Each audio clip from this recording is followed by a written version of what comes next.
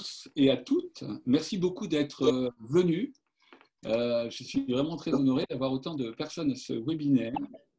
En premier lieu, je tenais à remercier l'ICF qui m'a permis, donc l'International Coaching Federation, qui m'a permis de faire ce webinaire, et en particulier Cathy, qui a fait l'introduction, que j'ai rencontrée via téléphone il y a peu de temps et qui m'a fait cette proposition d'animer un webinaire sur l'impact du confinement dans cette période et sur les relations interpersonnelles. J'espère que vous allez tous bien dans cette période qui est quand même bahutante pour les uns et pour les autres. Et je tiens à vous accueillir et accueillir aussi vos émotions, quelles qu'elles soient, que ce soit de la joie, de la tristesse ou de l'anxiété.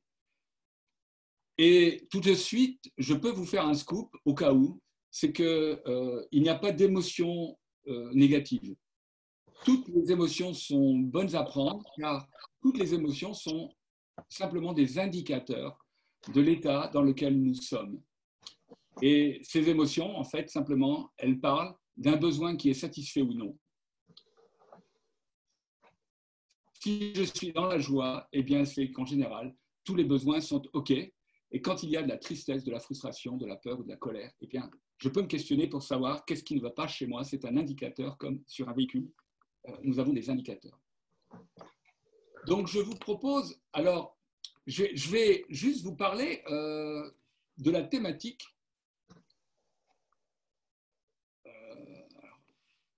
Voilà, je vais faire une rapide présentation de la thématique, puisque la thématique, c'est l'impact du confinement sur nos relations interpersonnelles. En fait, le confinement, nous sommes dans une crise sanitaire. Ça, c'est notre situation. Le confinement est une conséquence de cette crise qui est une contrainte qui nous est imposée. La contrainte n'est simplement un des points de la dynamique conflictuelle. Donc, dès lors qu'on a une contrainte, il y a un stress qui est généré, puisque cette contrainte, ce confinement, c'est un changement qui est aussi, dans le cas de figure, imposé. Et toute contrainte, tout changement imposé, eh bien, risque de nous faire entrer dans le conflit. Risque de conflit s'il y a défiance. Et on peut l'observer autour de nous, au travers les médias, et combien sont en défiance par rapport à tout ce qui se passe. Et du coup, ça crée un niveau de stress qui s'élève. Alors, c'est un conflit qui est chez soi et aussi qui peut se retrouver avec les uns et les autres. Le conflit, aujourd'hui, ce qui nous intéresse, ce que j'ai proposé, c'est l'impact du confinement sur les relations interpersonnelles. Eh bien, malheureusement, le confinement a des risques sur ces relations. Et ces risques sont du stress et tout un tas de choses.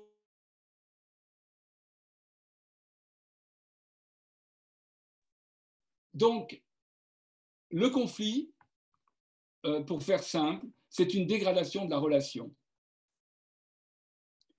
Et c'est ce que nous allons essayer de voir ensemble pendant cette petite heure. Alors, c'est toujours un point de...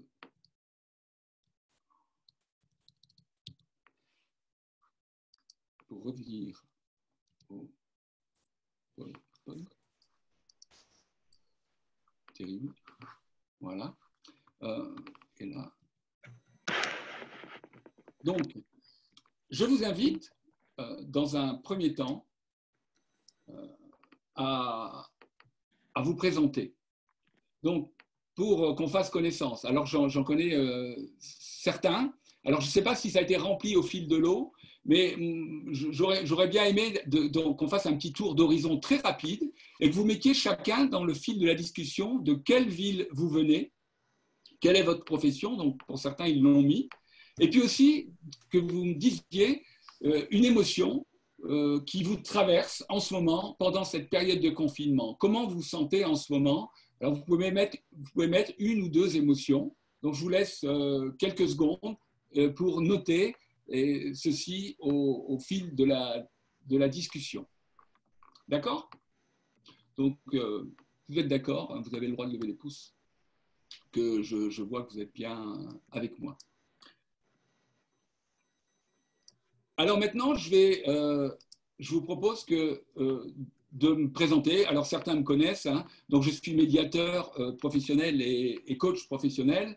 Je viens de l'entreprise où j'ai été manager pendant une quarantaine d'années et j'ai été, en fait, les circonstances m'ont amené au fil de ma vie à réfléchir sur les relations humaines et du coup, j'ai décidé de me former à différentes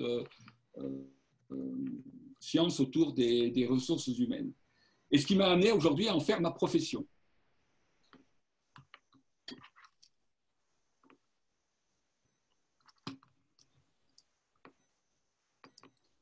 Alors, j'ai deux phrases qui m'ont particulièrement marqué, qui m'ont un peu orienté sur les démarches que j'ai faites depuis une vingtaine d'années. Alors, il y a une phrase qui m'a été dite une fois par un ami, et je pense qu'il est présent, d'après ce que j'ai entendu, c'est Vincent Fernandez, c'est « Si tu veux voir des choses que tu n'as jamais vues, tu devras faire des choses que tu n'as jamais faites ». Et encore aujourd'hui, eh bien, animer ce type de conférence, je ne l'ai jamais fait, et je me suis dit, eh bien, pourquoi pas, pourquoi pas. Et cette phrase était un peu un moteur qui m'a autorisé à aller de l'avant et qui m'a encouragé. Et je vous en fais cadeau aujourd'hui. Et il y a une autre phrase aussi que l'on peut trouver dans le livre des juges, donc dans un livre qui s'appelle la Bible. C'est un ange qui dit à un homme qui est le plus petit de la plus petite de la tribu d'Israël. Et l'ange lui dit, « Lève-toi, Gédéon, lève-toi, vaillant héros ». Et cette phrase, alors cet homme avait aucune confiance en lui, l'a complètement motivé. Et puis des fois, dans la vie, eh bien, nous rencontrons des gens qui ont cette faculté d'être un peu comme un ange pour nous encourager. D'autres vont nous décourager. Sachons choisir et allons vers ceux qui nous encouragent pour pouvoir être dans la transformation intérieure.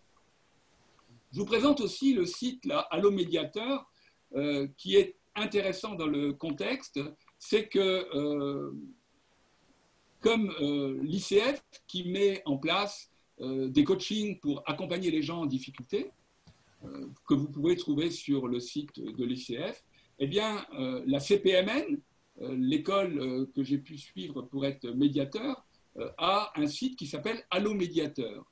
Et cette organisation offre pour cette période de confinement une formation à la qualité relationnelle. C'est une formation qui est d'habitude payante et là c'est offert. C'est une formation très intéressante pour comprendre les mécanismes de la relation et se former à l'amélioration des relations. Donc vous pouvez aller simplement sur le site et découvrir cette formation. Alors je vous propose de démarrer. Je vérifie.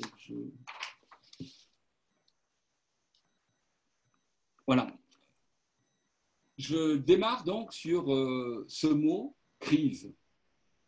Alors j'ai souvent entendu parler et souvent entendu que la crise, en fait, était associée au mot conflit. Parce qu'en chinois, crise se dit weiji. Alors, je ne vais pas vous faire un cours de chinois. Par contre, c'est intéressant, et surtout que le coronavirus nous vient a priori de Chine. Pourquoi pas s'intéresser à cette sémantique. Alors, le mot crise se dit weiji. Et il signifie danger ou opportunité. Et en chinois, on trouve un autre mot qui se dit zhongtu, qui signifie, eh bien, tout simplement conflit. Alors, je me suis interrogé, est-ce que crise et conflit, c'est la même chose? Eh bien non. La crise, c'est vraiment, en chinois en tous les cas, ça a vraiment une signification, comme en français, et le mot conflit, c'est un autre mot. Donc, si la crise est soit un risque, soit une opportunité, eh bien le conflit, c'est peut-être autre chose. Parce que en chinois, nous avons plusieurs mots, le zhongtu, et puis je vous passe le maodun sous ses différentes formes, mais le conflit, c'est quelque chose une discorde très forte avec quelqu'un, c'est familial, c'est social, c'est soit armé ou soit international. Et le but, pas le but, mais je veux dire l'ultime du conflit, c'est arriver en guerre.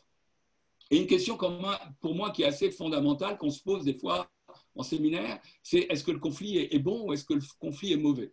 Alors si la crise était un risque et une opportunité, pour moi le conflit c'est quelque chose dont on pourrait se passer, comme la guerre, c'est comme si je disais que la guerre pouvait être intéressante.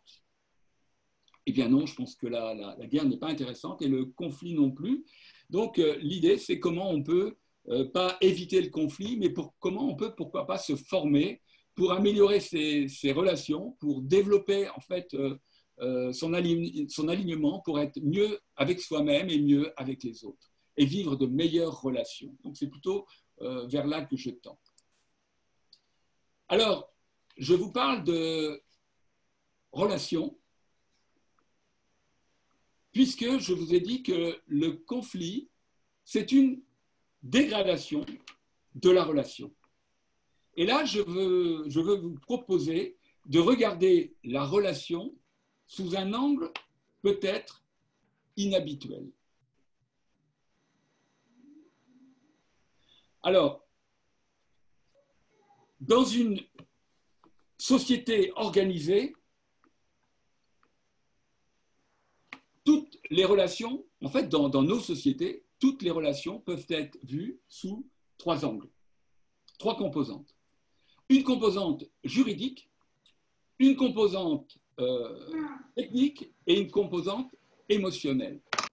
Alors, la composante juridique, vous êtes certainement d'accord avec moi, c'est que où que l'on soit dans la société, eh bien, nous sommes toujours assujettis à un code, à une loi, à une règle. Donc, la relation qu'il peut y avoir entre vous et moi, eh bien, est toujours assujettie à un code. Au travail, il y a le code du travail, il y a le code civil, il y a le code de la route. Il y a toujours, surtout en France, on est très fort pour mettre des codes partout. Donc, la relation entre les uns et les autres, elle est toujours assujettie à un code. Ensuite, cette relation s'accorde sur des sujets qui sont techniques. Ou alors on va... Alors, j'avais pris mon écharpe parce que je vous avais mis des écharpes tout à l'heure. La relation, elle est soit détendue, soit tout d'un coup tendue. Alors, nous sommes en train de discuter avec un voisin sur telle ou telle problématique ou avec un collègue, et puis il y a un sujet. Et ce sujet, c'est le côté technique, ou avec les enfants, pour ranger quelque chose, pour faire quelque chose, et on n'est pas d'accord. Donc là, on se retrouve dans un litige si le ton monte. Et je viens de vous dire, le ton monte. Mais le litige va être réglé, dans certains cas, sans que le ton ait besoin de monter. On n'est pas d'accord, et puis on trouve un accord sur la problématique technique.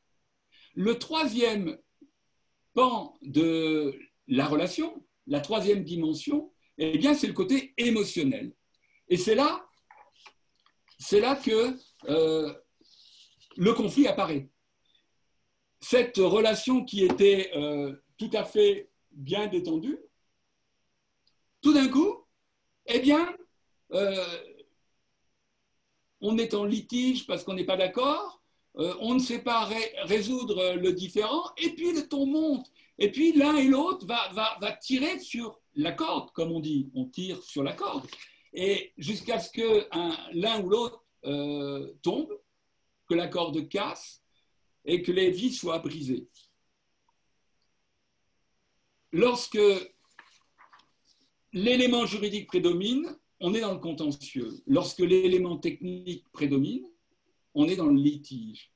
Et lorsque l'élément émotionnel prédomine, eh bien, on arrive dans le conflit. Vous avez dit relation. Un autre point sur la relation, cette relation qui peut se dégrader et devenir un conflit, eh bien déjà, quand on est deux, on est toujours trois. Hein. Je vous ai parlé de relation, c'est-à-dire qu'il y a moi, il y a l'autre, et puis il y a la relation entre nous. Et quand on est plusieurs, en fait, les relations sont encore plus multiples, et ce qui fait que les occasions de discorde eh bien, sont peut-être encore plus fortes, et les occasions de conflit aussi.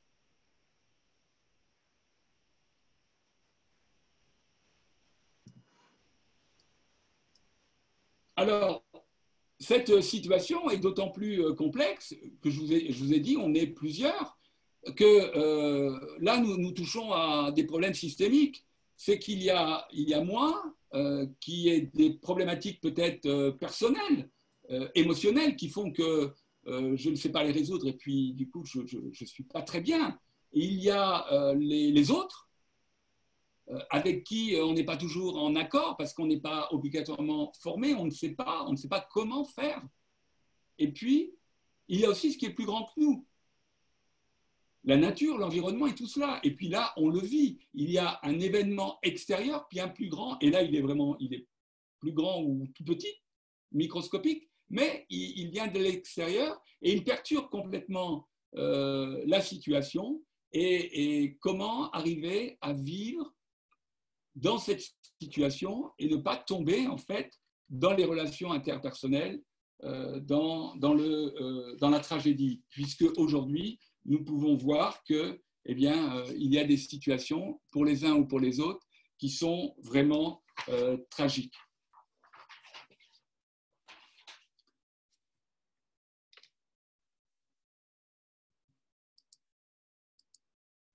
Alors, j'aimerais vous proposer de me dire, alors, je vais laisser peut-être, est-ce que Cathy est encore là? Si elle ne s'est pas sauvée. Non, non, je ne me suis pas sauvée, je suis toujours là. Merci. Je t'ai fait un joli nuage de mots avec les émotions qui étaient dans le fil de conversation. D'accord, tu as fait Alors ça, il faut que je retrouve ce fil, alors je ne sais vraiment pas où il est. Moi. Non, alors, bouge pas. Ça t'intéresse qu'on voit les émotions pour l'instant? Alors là, j'aurais bien aimé que les gens me notent. J'ai deux questions à vous poser. C'est que ce que vous me disiez, ce qui vous pourrit la vie dans cette période de confinement. Ça, c'est la première question. D'accord? Mais je vais regarder, en fait, je vais essayer de trouver ton nuage de mots.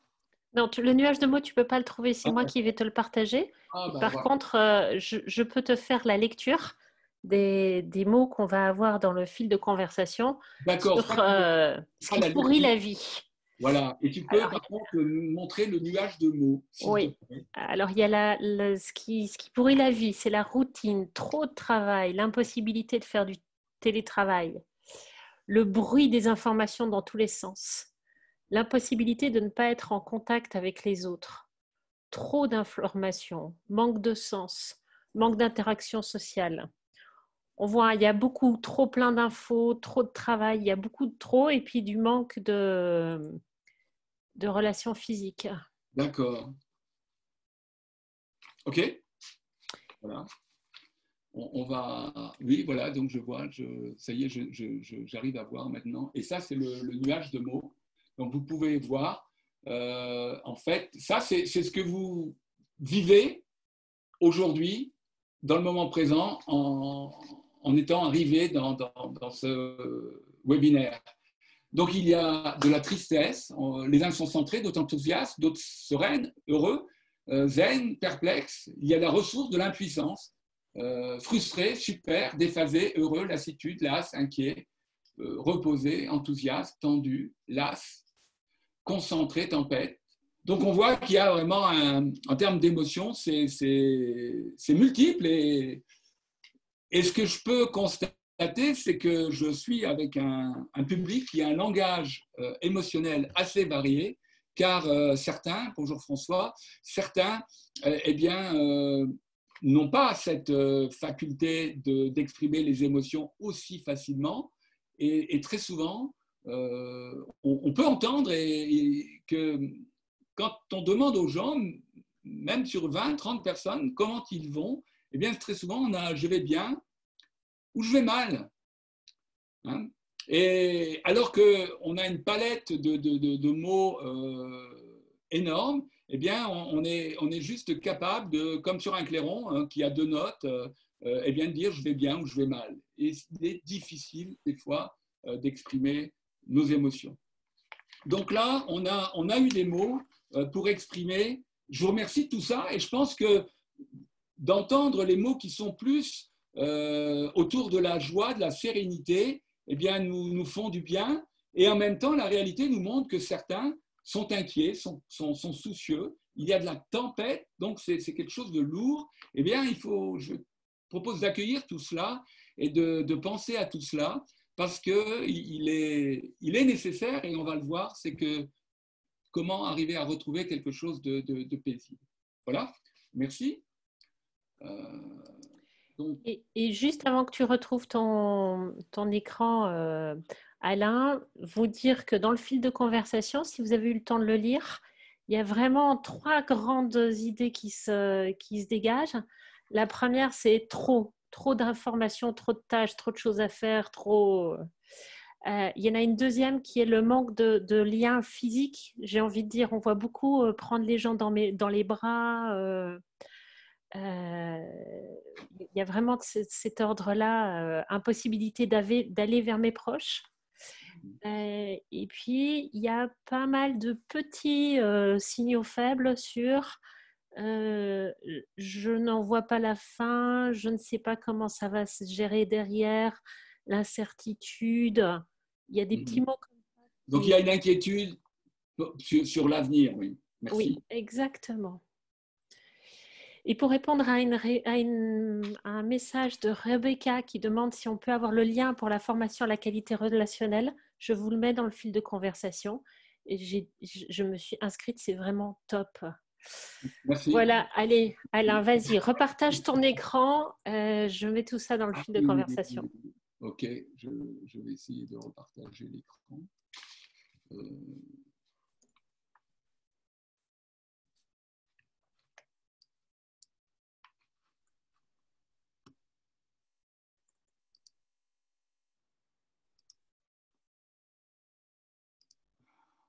Voilà, c'est partagé?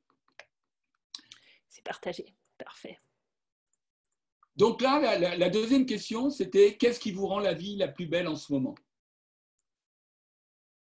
Dans cette situation, on le voit bien, il y a beaucoup qui sont sereins, qui sont en paix, et puis en même temps qu'on est inquiet, il y a bien des choses qui nous font du bien. Parce qu'on n'est pas complètement inquiet, on a tout le temps, pas obligatoirement, mais je veux dire, on a différentes parts de nous qui vont être soit dans l'inquiétude, soit dans la joie, dans la tristesse. Donc là, c'est plutôt qu'est-ce qui vous rend la vie la plus belle en ce moment? Qu'est-ce qui fait que vous êtes plutôt en joie, en paix, en sérénité? Si vous aviez... Merci, j'ai pas lu le prénom. Philippe, merci Philippe qui nous dit les webinaires ICF. Le beau temps, le calme, mes proches, aider les autres, pouvoir profiter de mes proches, prendre le temps, les moments privilégiés en famille, des échanges en visio très intéressants, beaucoup d'appels à la nature, on voit le printemps, les arbres, des relations nouvelles, la créativité qui émerveille, le soleil, avoir appris le renoncement, vivre le temps présent. Une personne qui nous dit « Je n'ai jamais été aussi entourée », également au niveau professionnel. Du temps, de la tranquillité, la lenteur, le silence, la météo, entendre la nature reprendre ses droits, moins de bruit, Le fait de ne pas faire le taxi pour les enfants aide beaucoup Sophie. Des reprises de contact avec des personnes laissées un peu de côté. Des relations plus douces, y compris avec les adolescents. On a vu dans le fil de conversation que ce n'était pas vrai pour tout le monde. Du temps pour la création. Je pense qu'on va arrêter. Oui, très bien. Je te remercie beaucoup, Cathy. C'est très intéressant.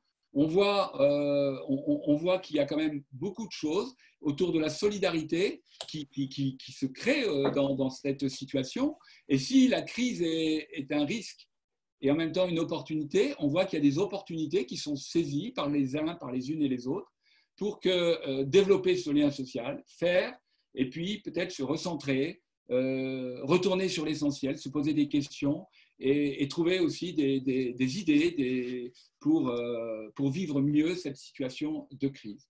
Donc, je vous propose de continuer pour voir un petit peu ce qu'est le conflit, et puis il faut qu'on avance sur des opportunités qui nous permettraient d'aller vers l'avant. Alors, je voulais vous présenter Gustave et Barnabé.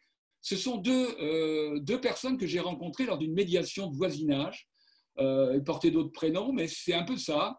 En fait, ils étaient en colère l'un et l'autre, et ils sont arrivés en médiation en m'expliquant l'un et l'autre que bien l'un disait, mais cet homme-là est vraiment impossible.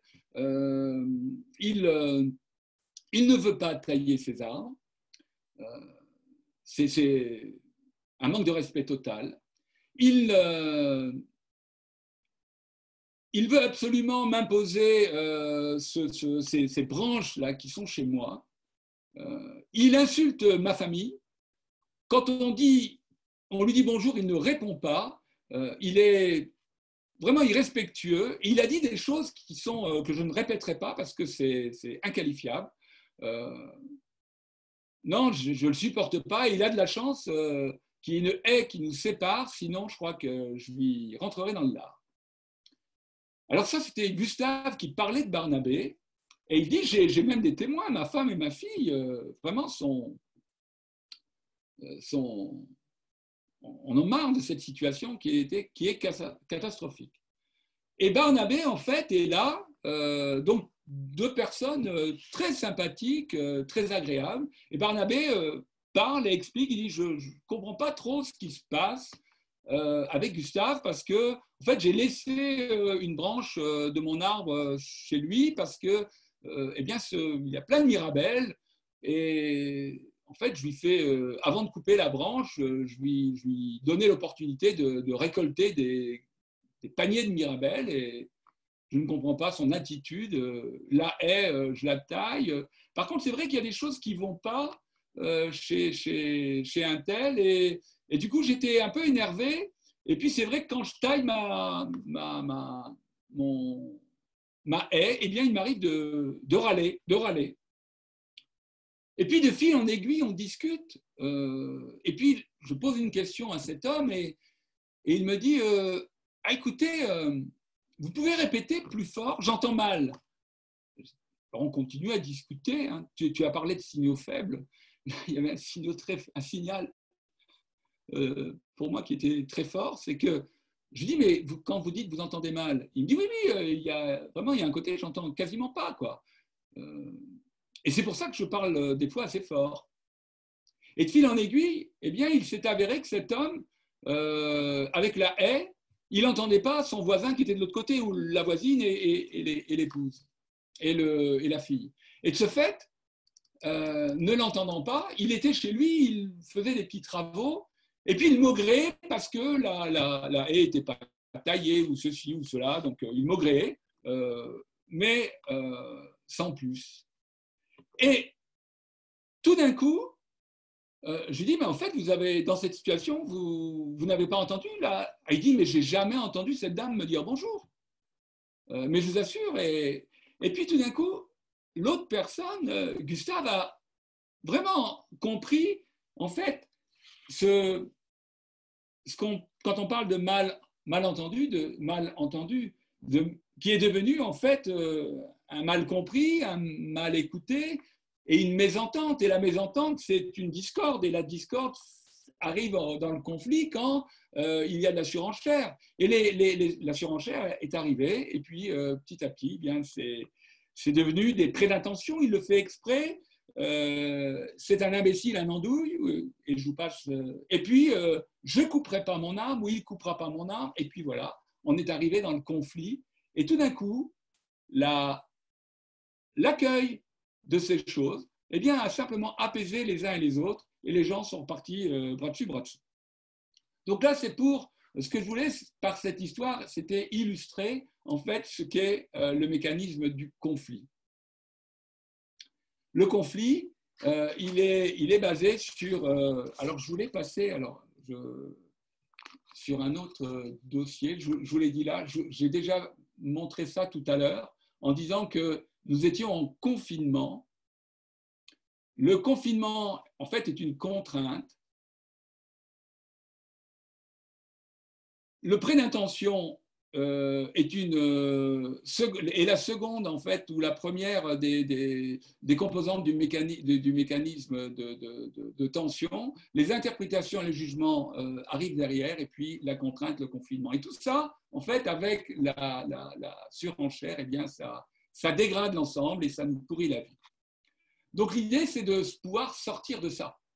Donc je vous propose de voir un peu une situation qui pourrait nous aider à sortir de cela. Donc j'ai appelé ça ma recommandation. Dans une situation, en fait, quand on observe en fait quelque chose qui ne va pas, comme là, il y a un confinement, et ce confinement peut générer tout un tas d'autres situations qui sont difficiles. Ma proposition, c'est d'observer tout cela.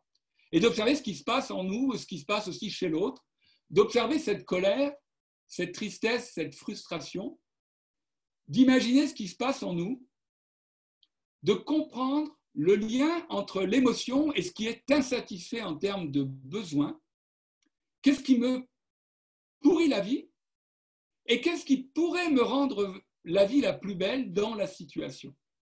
Eh bien là, on arrive à comprendre le besoin et certains l'ont dit là dans la solidarité, il y a trop de fatigue, on a besoin de sérénité, on a trop d'informations, on a besoin de calme.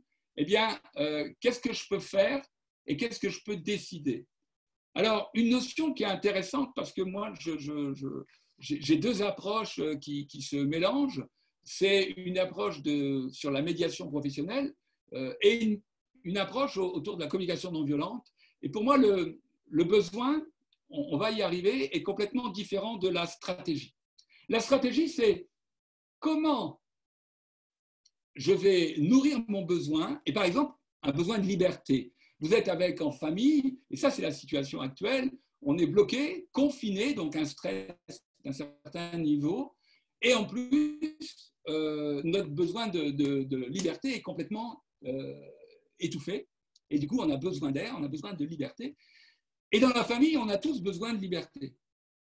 Et puis moi, je sais, en tous les cas, pour moi, ce qui est nécessaire pour nourrir mon besoin de liberté, c'est d'aller dehors, c'est d'aller courir, c'est d'aller me baigner. Voilà, peut-être. Mais un autre, ça va être de lire un livre comme Spinoza ou autre chose. Un autre, ça va être d'aller au cinéma ou de regarder des vidéos. Un troisième, ça va être son besoin de liberté, c'est de faire son petit cours de gym tous les jours. Et un dernier, ça va être en soirée de se dire j'ai besoin de passer 2 heures dehors, surtout qu'il fait beau, de regarder les étoiles.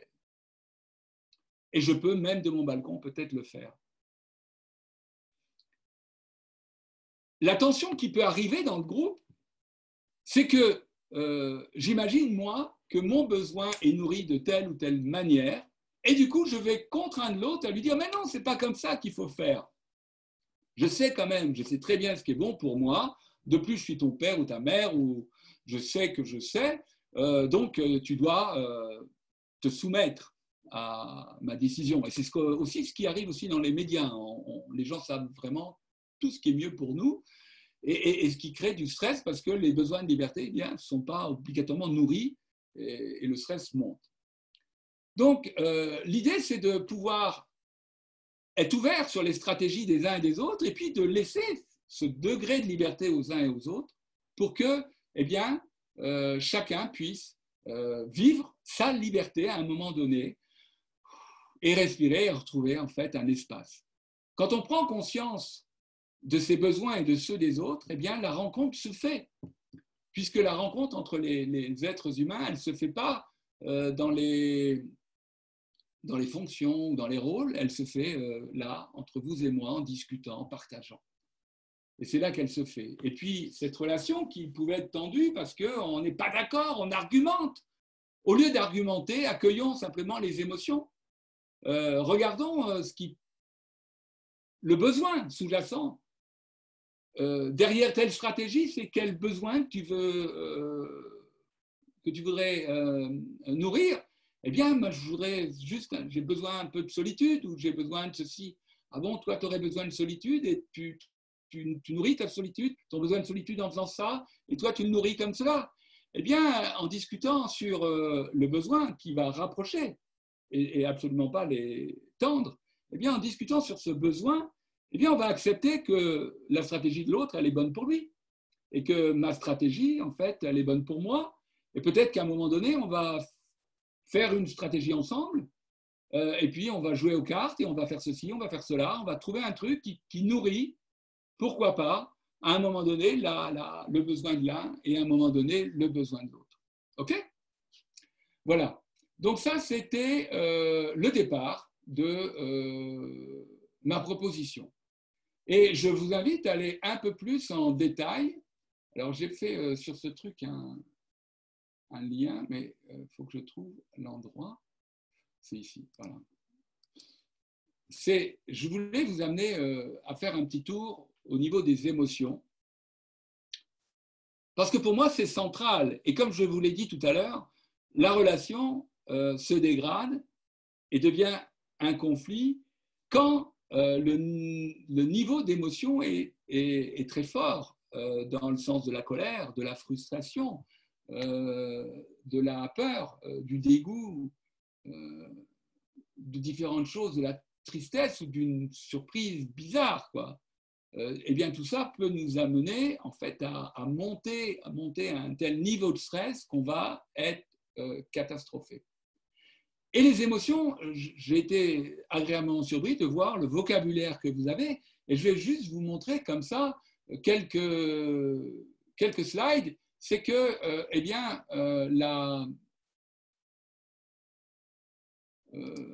c'était pas là, c'était ici. Rien que la joie peut se décliner en dizaines de mots qui nous font du bien rien qu'en les lisant. C'est toujours un plaisir de lire tous ces mots qui nous font du bien, d'être détendu, comblé, tranquille, rassuré, calme ou autres mots. Eh bien, on peut voir aussi que la peur se décline en tout un tas de mots très forts. Je peux être mal à l'aise, fébrile, déchiré, apeuré, jusqu'à vulnérable, préoccupé, angoissé. Et quand je fais des séances de coaching, j'entends bien en ce moment des mots qui sont comme ça. Des gens qui sont d'un côté très vulnérables, apeurés, mal à l'aise et très inquiets, paniqués, embarrassés, très très mal. Donc on se pose des questions sur eh bien, comment sortir de ces situations qui sont quand même tragiques. La tristesse, elle se décline en chagrin, mais en démotivation, en désillusion, en bouleversement. Je suis ébranlé ou abattu. D'accord ? Donc ça, c'est tout ce langage des émotions eh bien, qui est important de connaître et de comprendre pour voir quel est le besoin non satisfait. Et là, vous voyez sur cette carte, c'est que eh bien, j'ai un trait à l'horizontale qui nous amène à de l'émotion au besoin. Car les émotions sont liées à un besoin non satisfait. C'est ce que Marshall Rosenberg dit, nos émotions sont liées à des besoins non satisfaits. Et il dit aussi, une phrase que j'aime beaucoup, c'est que nos jugements et nos critiques sont l'expression tragique de nos besoins insatisfaits. Et quand on est dans tous ces manques, dans ces trop, dans ces et tout d'un coup, on arrive dans le jugement, ils me gavent, ils me fatiguent, ils sont impossibles. Eh bien, on rentre dans le jugement qui est une composante du mécanisme conflictuel.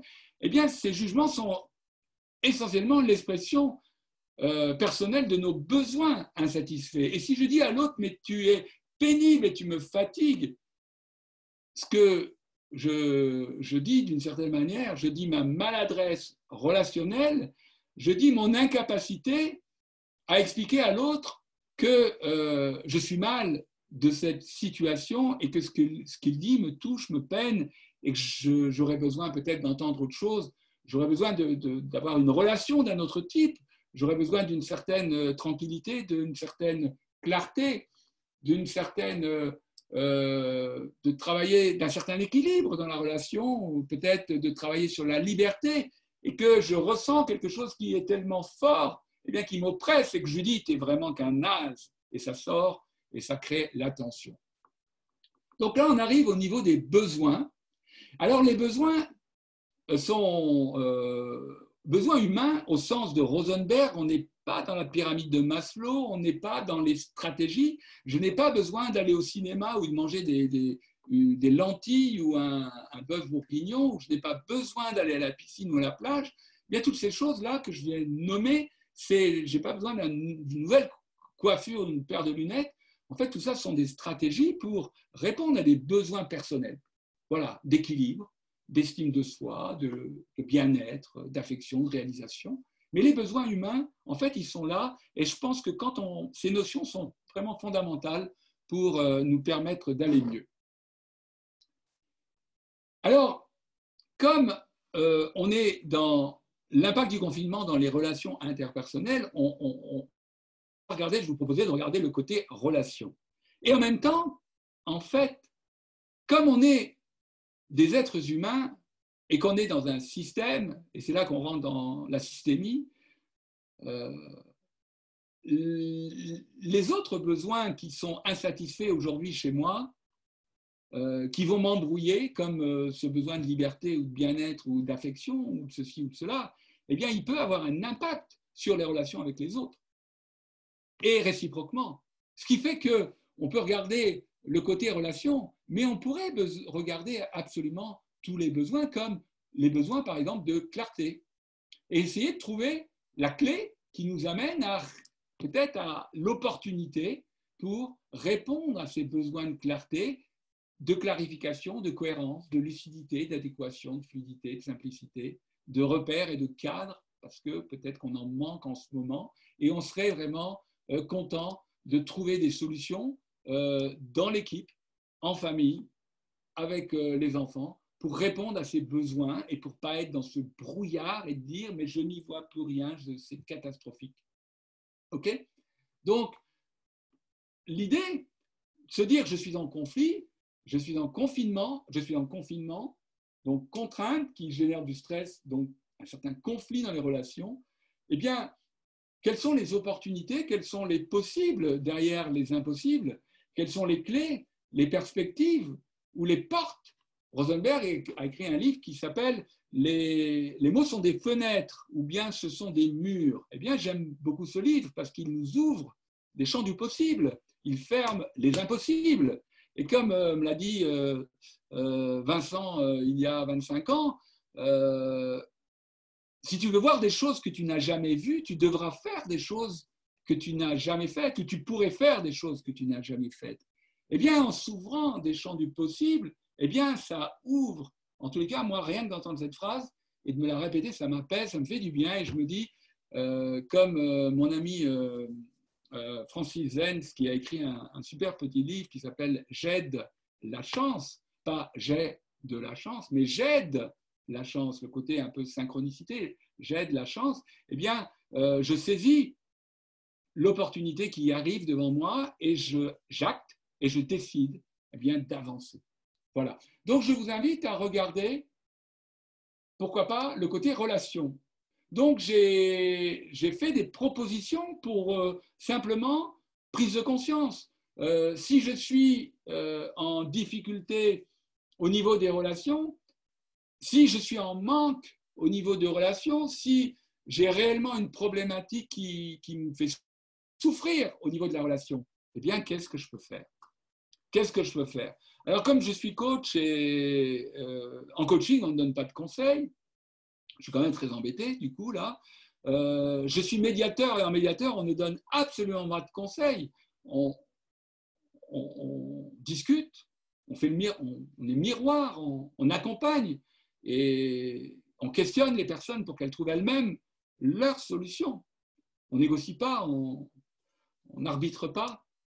Et le coaching ne donne pas de conseils. Donc là, je vais être un peu consultant. Donc je vais dire, ben, écoutez, ou alors je vais être coach en vous disant, ben, écoutez, vous avez une opportunité de choix devant vous par rapport à ce besoin de relation qui est insatisfait et qu'est-ce que vous pourriez faire Est-ce qu'on pourrait s'entraider les uns les autres? Est-ce que je pourrais, pour améliorer mes relations, est-ce que je pourrais dire à mon collaborateur, à ma fille, à mon fils, ouais, tu as fait un bon boulot, tu as fait un super truc, et le faire matière communication non violente ou autre méthode en disant, voilà, ce que tu as fait là ce matin, c'était super, parce que ça m'a rendu service. Tu m'as fait gagner du temps et j'en suis reconnaissant. Et du coup, je te dis un grand merci et je te fais un gros bisou. Parce que là, du coup, je donne de la plus-value à mon merci. Puisque je dis, voilà, tu as fait ça, c'est le fait. La conséquence, c'est que tu m'as fait gagner du temps ou tu m'as fait ceci. Et du coup, le ressenti, c'est que je suis super content.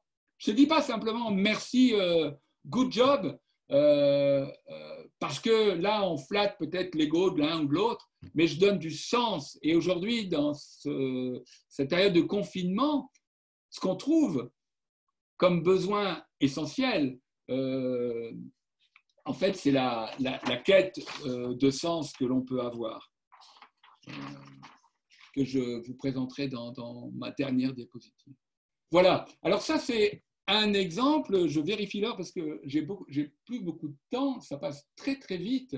Il y a plein de situations comme ça qui peuvent nous aider à analyser. Donc là, j'ai parlé de relations. On pourrait voir l'équilibre. Eh bien, il y a plein d'opportunités. Vous pouvez aller voir, il y a plein de clés. Vous pouvez, pourquoi pas, aller voir un coach. Là, à l'ICF, des gens offrent des services pour écouter, pour aider, pour accompagner.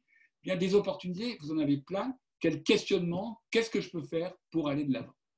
Donc, je ne peux pas balayer l'intégralité de mes diapos parce que je n'ai pas le temps. La formation sur le sujet, en fait, dure 2 jours, 3 jours, 4 jours. 5 jours, 6 jours, une vie.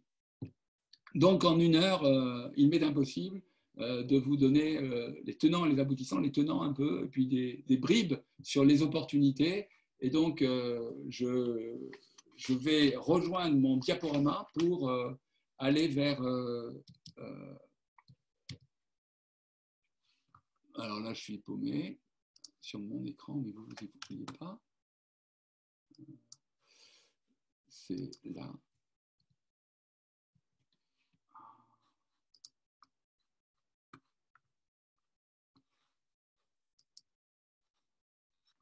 Terrible, terrible.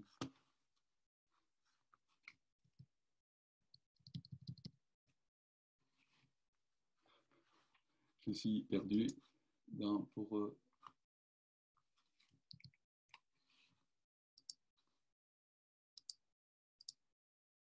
Alors, on va fermer la carte mentale, ça sera plus facile. Donc là, je vous repropose de rejoindre le diaporama et puis on va aller vers la fin de ce diaporama parce que le temps avance bien et puis comme le montre cette diapo, des fois, il faut y mettre un petit peu du sien.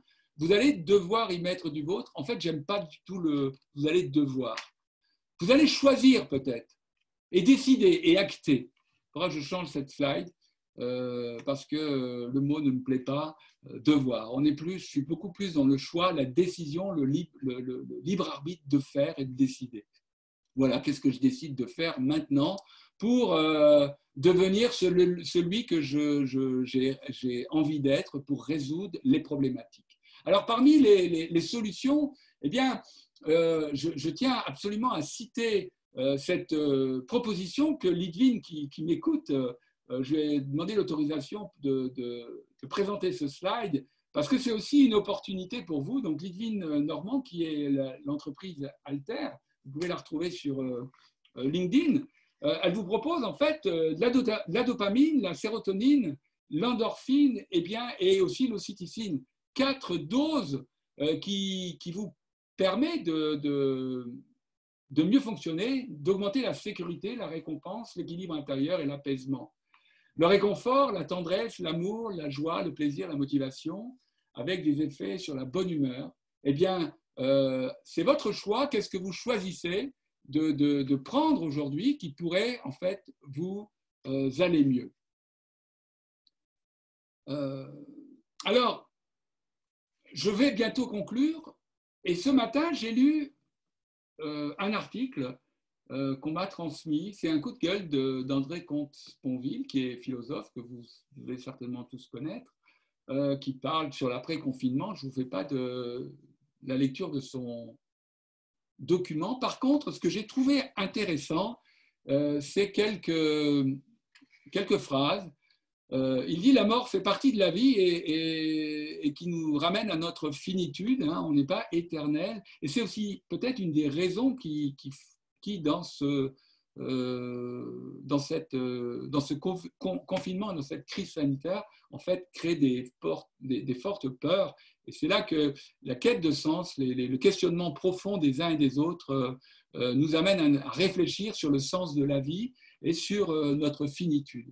Tu ne meurs pas de ce que tu es malade, tu meurs de ce que tu es vivant. C'est pourquoi l'épidémie doit au contraire nous pousser à aimer encore davantage la vie. C'est aussi une opportunité pour regarder, et le médiateur, en fait, moi, mon bonheur, c'est de proposer aux gens de regarder les choses sous un autre angle de vue. Et ce n'est pas évident parce que des fois, les gens pensent qu'on les juge, parce qu'on dit, mais et si peut-être, et si tu regardais d'un autre un autre angle. Et en fait, nous avons 360 degrés pour regarder, hein, un angle de vue, mais vous en avez encore comme ça 360, et puis si vous faites le tour, eh bien vous avez des possibilités innombrables pour regarder une situation et pour vous apercevoir que vous pensiez savoir que vous saviez, mais peut-être que vous ne saviez pas que vous ne saviez pas. En effet, la tendance existe depuis déjà longtemps. Mince, ce que j'ai fait là, c'était pas ce que je voulais. En effet, la tendance existe depuis déjà longtemps à faire de la santé la valeur suprême et non plus de la liberté, de la justice, de l'amour, qui sont pour moi les vraies valeurs suprêmes. Une belle phrase, en fait, de cet homme. Et c'est vrai qu'on dit la santé avant tout, parce que si on meurt, on a l'impression de n'être plus rien. Et c'est vraiment la quête de sens, hein, dans les besoins et le questionnement de l'être humain. Et ce philosophe dit, eh bien, pour lui, la liberté, la justice et l'amour sont les vraies valeurs suprêmes au-dessus de la santé. C'est une question que je vous laisse, vous pouvez vous la poser. Et déjà, Voltaire disait, j'ai décidé d'être heureux parce que c'est bon pour la santé. Alors, pour de la détente, je vais vous proposer une petite vidéo. Alors, j'espère que vous allez l'entendre, parce que... Mayday, ici Vol DC 132 demande priorité d'urgence pour atterrir. Ici Tour de contrôle, quel est votre problème? Mon agent de bord vient de m'informer que nous avons un passager au comportement suspicieux. Qu'est-ce qu'il y a, votre passager? Il y a une émaonde. Une émaonde? Oh, hein, il est en train de se limer les ongles avec une émaonde dans mon avion. Ben, je vois pas le problème. Ben, vous savez bien qu'il est interdit. Oui, mais il faut quand même pas exagérer. Il faut pas exagérer. S'il me crève les yeux avec sa émaonde, c'est qui va piloter l'avion? Ben, moi, je suis capable de piloter l'avion. Ah, toi, ta gueule. Commandant, restez calme, commandant. Non, je reste pas calme, là. Parce que c'est pas tout. Il a aussi apporté une petite canisse de jus de raisin. Ben, ça doit être parce qu'il aime le jus de raisin. Mais qui c'est qui dit que c'est du jus de raisin? Qu'est-ce qui dit que c'est pas une bombe atomique qui est dans le petit canis? Écoutez, vol DC-132, je ne peux pas vous autoriser à atterrir d'urgence parce que vous avez un passager qui se lève les ongles en buvant du jus de raisin. Hey, le chat! T'écoutes les nouvelles un petit peu? Oui, comme tout le monde. Bon, ben, allume! Bon, OK, vous avez raison, on prendra votre chance. Je vais envoyer 2 F-18 vous abattre en plein vol. Merci de votre vigilance, là, on n'oubliera pas votre sacrifice. Over. Allô, tour de contrôle? Allô? Ah ben bravo, hein. Très fort, très, très, très fort. Très fort. Tour de contrôle? Allô? Ici DC-132, tour de contrôle? Voilà, c'était le moment de détente. Alors, je ne sais pas ce qui s'est passé. Si, il y a une diapo que j'ai zappée là, que je voulais vous présenter avant de partir, hein, parce qu'on ne peut pas se quitter comme ça. Et alors, dans l'avion, je ne sais pas si vous avez volé beaucoup en avion. Moi, j'ai fait 25 ans dans l'armée de l'air et j'ai fait des 2500 heures dans les avions. Donc, c'est un espace de confinement et il y a des situations, des fois, de stress dans l'avion. Et là, on voit le commandant de bord était vraiment très, très stressé. Mais on est dans l'humour. On ne peut pas se quitter comme ça. On ne peut pas se quitter, même s'il est 30. Hein, Cathy, encore 1 minute, tu m'accordes. Exactement.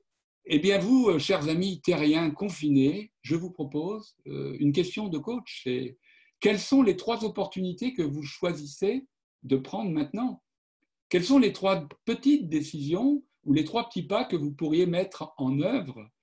Quelles sont les 3 perspectives qui vous permettraient d'améliorer votre situation ou les 3 idées que vous imaginez, que vous rêvez, que vous voudriez développer rapidement.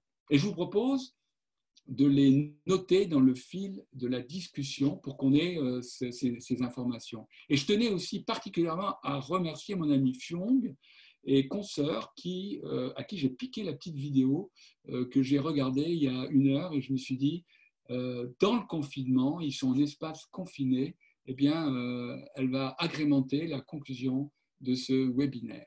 Voilà. Alors, si vous avez des questions, eh bien, je vous invite aussi à me les envoyer. Vous avez mes coordonnées sur le site ICF. Vous pouvez toujours me contacter et contacter aussi des collègues de l'ICF ou aussi aller sur le site Allo Médiateur de la CPMN, dont le dirigeant est Jean-Louis Lascou. Il fera un plaisir de vous offrir la formation sur la qualité relationnelle. Et je tiens à vous remercier tous pour cette heure de bonheur que vous m'avez donnée de partager, parce que, en fait, une des devises que j'aime aussi beaucoup, c'est qui donne, reçoit, et en fait, sans chercher à recevoir, rien que le fait de passer du temps, 1 heure, à vous offrir ce cadeau, de partager quelque chose que j'ai particulièrement à cœur sur l'amélioration des relations et de la qualité des relations dans la vie de tous les jours. Eh bien, pour moi, c'est un bonheur de voir autant de personnes qui ont partagé avec moi cette tranche de vie dans cet espace confiné et de saisir une opportunité, comme disait Thomas Jefferson. Si tu veux voir des choses que tu n'as jamais vues, bien, essaye de tenter de faire des choses que tu n'as jamais faites. Je vous remercie et je vous souhaite une belle fin d'après-midi. Merci encore à ICF France pour cette opportunité et particulièrement à Cathy Lemaire qui m'a donné cette opportunité. Merci à toutes et à tous. Merci Alain, et je me ferai un plaisir. Est-ce qu'il est encore là, Alain? Oui. Je me ferai un plaisir de te faire en partage tout ce qui se dit sur la file des conversations. Tu verras non seulement des merci, des choses formidables, et puis les réponses aux 3 questions. Je me permettrai de te les partager. Je vous remercie à tous pour votre présence. Il y a plein de choses qui se passent au sein d'ICF. Je vous invite à ouvrir grand les yeux. Il y a vraiment des très jolies choses qui s'y passent. Et notamment, je vous donne rendez-vous pour les prochains webinaires et pour la Web Coaching Week qui sera forcément à distance du 4 au 9 mai. J'espère ne pas dire de bêtises. Il y aura énormément de partage au moment de la Web Coaching Week. À bientôt. Et puis, comme on a l'habitude de dire, prenez soin de vous et des vôtres. Ouais. Un grand merci. Merci à tous ceux que je connais. Là, j'ai vu plein de prénoms. Jérôme, Jacques, ça fait un moment que je ne t'ai pas vu. Aurore et puis bien d'autres. Donc, c'est Michel. On a un vrai bonheur de vous voir tous présents. Caro et d'autres. Françoise. Je suis super content de vous voir tous là. Voilà, un moment d'émotion. À bientôt. À bientôt. Au revoir.